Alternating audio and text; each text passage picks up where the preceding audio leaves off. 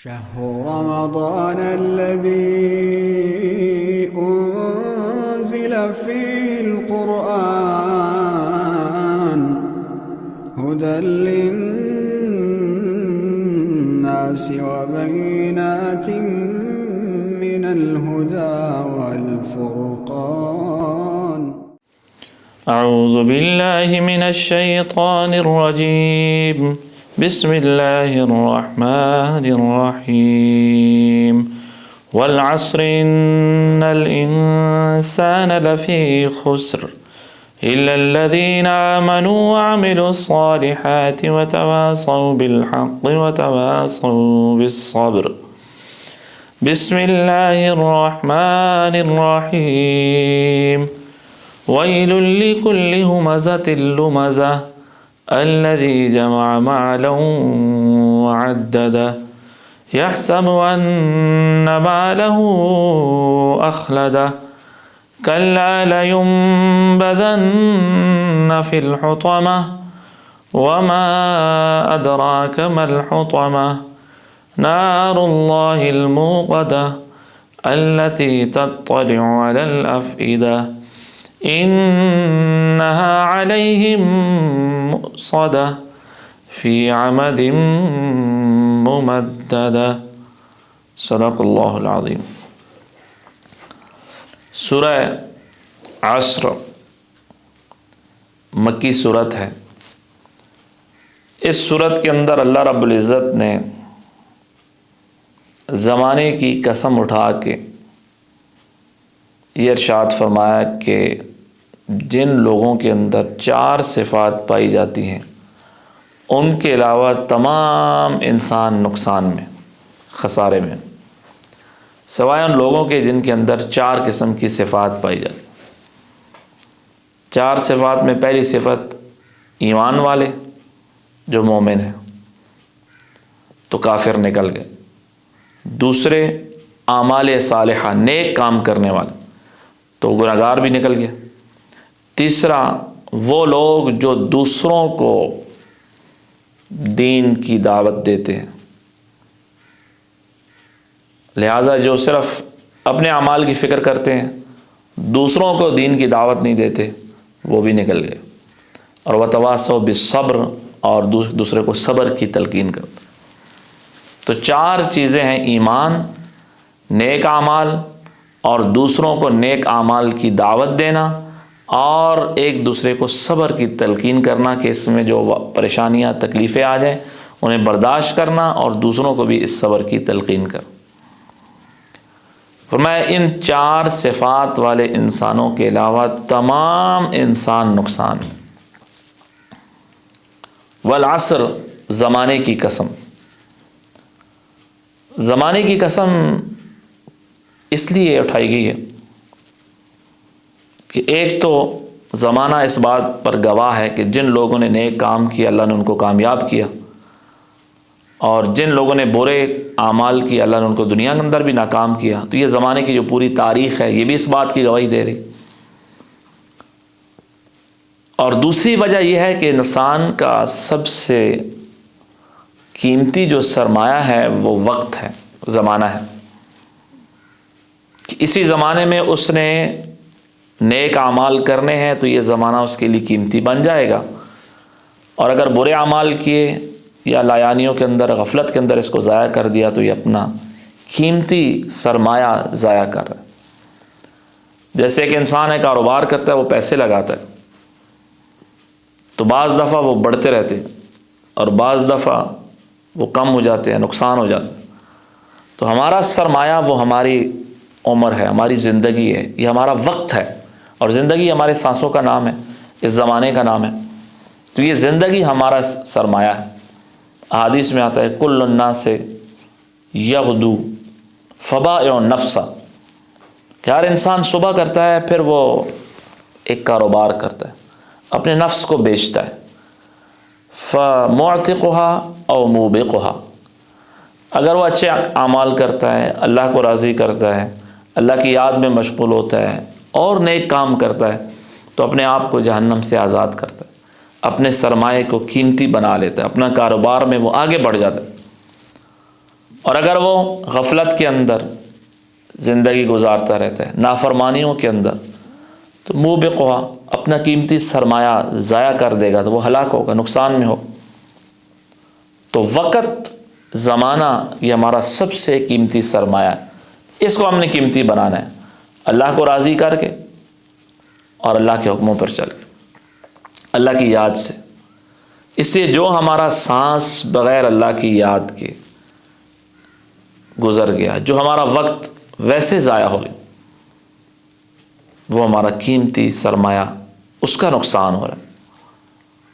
تو والعصر، زمانے کی قسم، ان الانسان، یقیناً انسان، لفی خسر، البتہ نقصان کے اندر، گھاٹے کے اندر، سوائے الا الذین، ان لوگوں کے آمنوا جنہوں نے ایمان لایا، وعملوا الصالحات، اور اچھے اعمال کی۔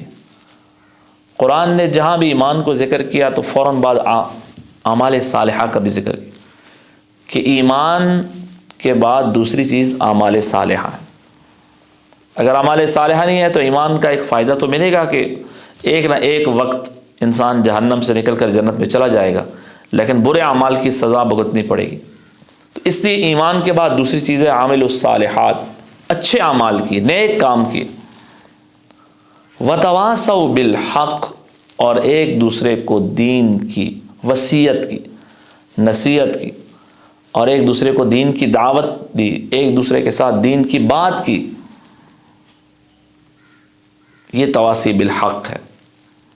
لہذا صرف یہ ذمہ داری نہیں ہے کہ بس اپنی نماز پڑھنی، اپنا روزہ رکھنا ہے، بس خود عمل کرنا ہے، دوسروں کی فکر نہیں، دوسروں کی فکر کرنی، اپنے اولاد کی بھی، بچوں کی، بہن بھائیوں کی، دوستوں کی، خاندان والوں کی، اپنے متعلقین کی۔ حدیث میں آتا ہے کلکم راعن، تم میں سے ہر بندہ نگہبان ہے، کلکم مسئول عن رعیتہ، ہر آدمی سے اس کی رعایت کے متعلق سوال ہو۔ تو اپنے ماتحتوں کی، جس طرح ہم ان کی دنیا کا خیال رکھتے ہیں، اپنے بچوں کی دنیا کا خیال رکھتے ہیں، ان کے کپڑوں کا، جوتوں کا، کھانے پینے کا، تو ان کی دین کا بھی خیال رکھنا کہ وہ نماز پڑھتا ہے نہیں پڑھتا، وہ نیک اعمال کر رہا ہے برے اعمال کر رہا ہے، اسے سمجھانا، نصیحت کرنا۔ حدیث میں آتا ہے کہ من رأى منکم منکر، جب آپ کے سامنے اللہ کی نافرمانی ہونے لگے تو فلیغیرہ بیدہ، اگر طاقت ہے تو ہاتھ سے روکے، فإن لم یستطع فبلسانہ، اگر طاقت نہیں زبان سے کہے بھئی یہ غلط ہے، ایسا نہ کرے، فإن لم یستطع فبقلبہ، اگر اتنی طاقت نہیں ہے تو دل سے برا سمجھے، وذلک اضعف الایمان، ایمان کا سب سے کمزور درجہ۔ تو الا الذین آمنوا، جن لوگوں نے ایمان لایا، وعملوا الصالحات، اچھے کام کیے، وتواصوا بالحق، اور ایک دوسرے کو حق کی نصیحت کی، دین کی نصیحت کی، وتواصوا بالصبر، اور ایک دوسرے کو صبر کی نصیحت کی۔ صبر میں تین چیزیں آ جاتی، ایک تو صبر کا مشہور معنی ہے کہ انسان کو تکلیف، پریشانی، بیماری آ جائے اس پر صبر کرے، اور ایک صبر کا مطلب یہ ہوتا ہے کہ انسان اپنے نفس کو مجبور کرے کسی کام پر۔ مثلا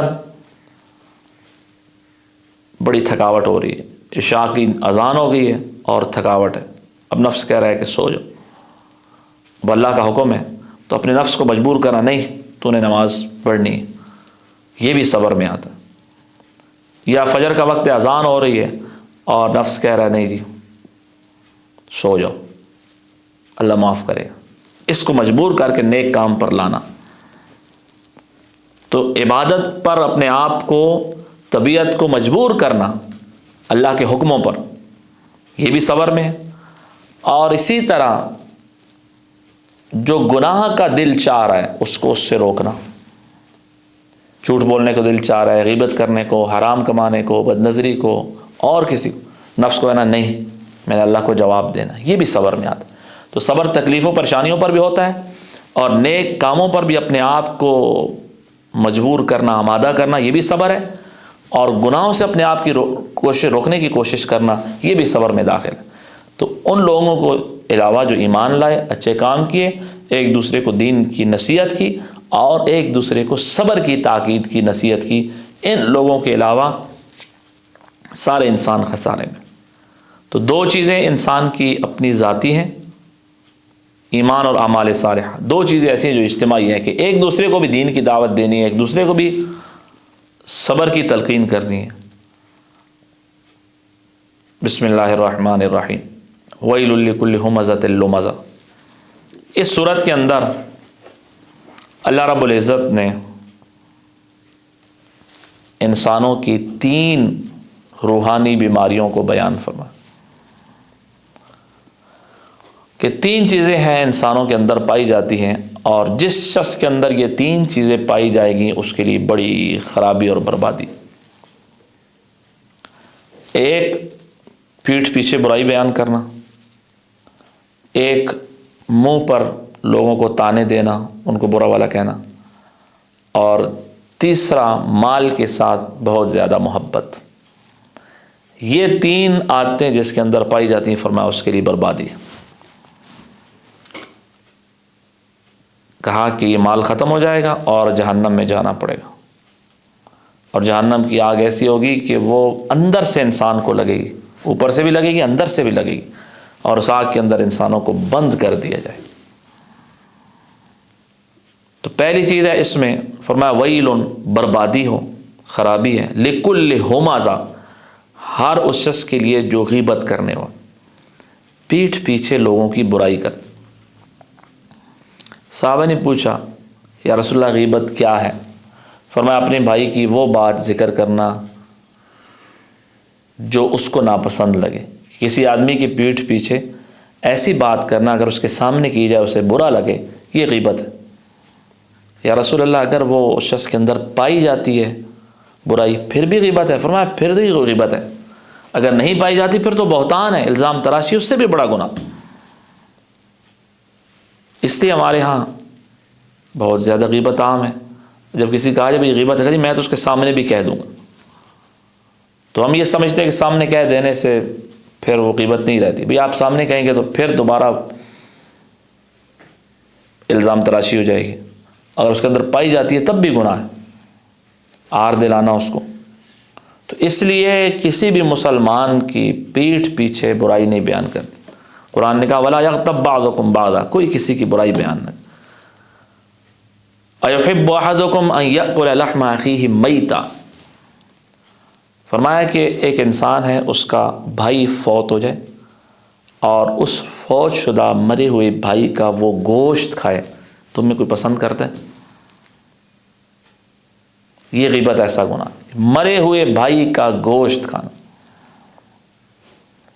حدیث میں آتا ہے کہ 2 آدمیوں نے غیبت کی، آقا علیہ السلام تشریف لے جا رہے تھے اور آپ نے کچھ نہیں فرمایا۔ راستے میں صحابہ کرام بھی ساتھ تھے، ایک جگہ ایک مرا ہوا گدھا تھا۔ آپ نے فرمایا وہ 2 شخص کے ادھر آؤ۔ وہ گدھا ایسے مرا ہوا پڑا تھا، اس کا پیٹ پھولا ہوا تھا، ٹانگیں اوپر اٹھی ہوئی تھی۔ آپ نے فرمایا کہ یہ کھاؤ۔ یا رسول اللہ تو مردار ہے۔ تو آپ نے فرمایا ابھی جو تم نے مسلمان بھائی کا گوشت کھایا۔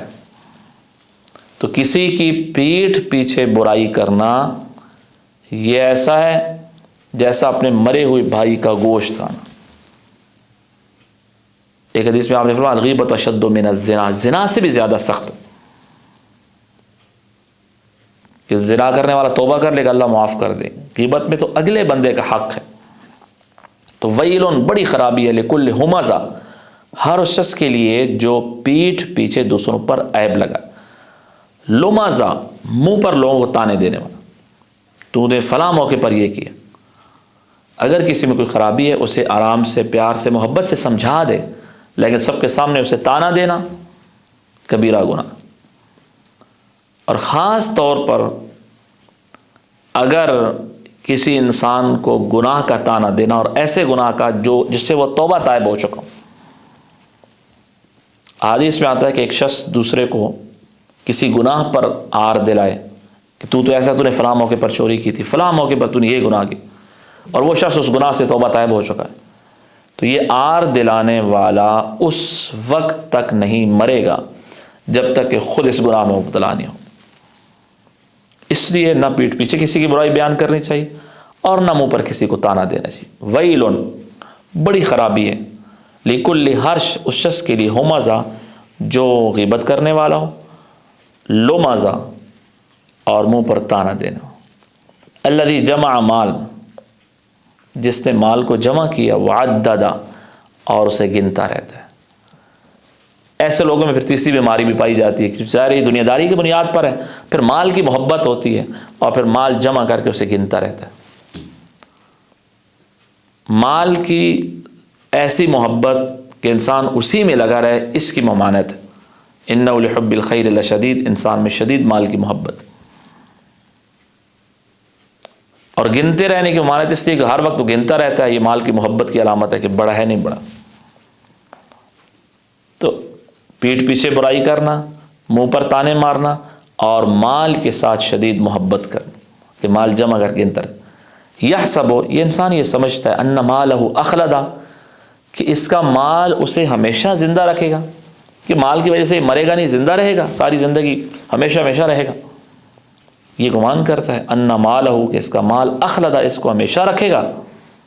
کلا، ایسا نہیں ہو.